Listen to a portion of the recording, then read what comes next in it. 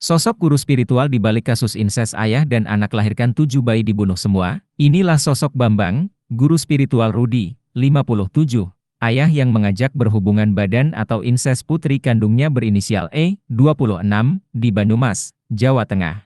Sosok Bambang terungkap setelah ditemukan kerangka 4 bayi hasil inses Rudi dengan sang putri, E sejak tahun 2013 hingga 2021. Bahkan Rudi mengaku tidak hanya 4 bayi hasil hubungan inses dengan E, tapi ada 7 bayi yang dibunuh setelah dilahirkan.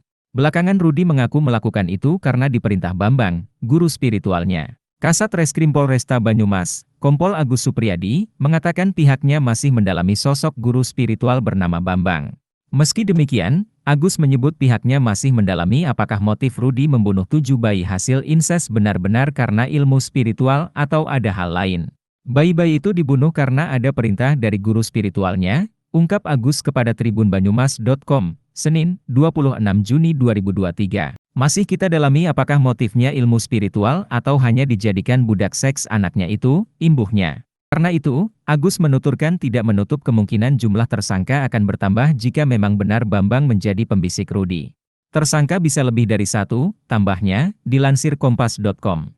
Diketahui, polisi telah menetapkan Rudi sebagai tersangka atas pembunuhan terhadap 7 bayi hasil inses. Rudi yang ditangkap polisi pada Sabtu, 24 Mei 2023, di Banyumas, diketahui bekerja sebagai dukun pengobatan. Sementara, E berstatus sebagai saksi korban. Saat ini, E masih dimintai keterangannya di Mapolres Banyumas. Sekarang masih kami mintai keterangan di Mapolres. Kondisi psikologisnya sudah baik, kemarin sempat syok, ucapnya.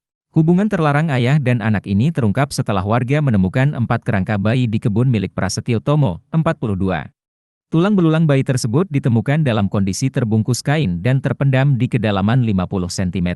Saat itu saksi mata, Selamat, 50, diminta pemilik lahan menggali tanah untuk menguruk bekas kolam ikan yang ada di dekatnya. Setelah temuan kerangka bayi itu, Selamat diminta Prasetyo menghentikan pekerjaannya. Pemilik tanah kemudian melapor ke polisi. Polisi lalu menyisir lokasi dan kembali menemukan 3 kerangka bayi. Kerangka kedua ditemukan pada Selasa, 20 Juni 2023. Sementara kerangka ketiga dan keempat ditemukan pada Rabu, 21 Juni 2023. Prasetyo Tomo pemilik tanah mengatakan tulang belulang yang pertama ditemukan relatif utuh terbungkus kain. Tulang belulang itu terbungkus kain dan terkubur dengan kedalaman sekitar 50 cm.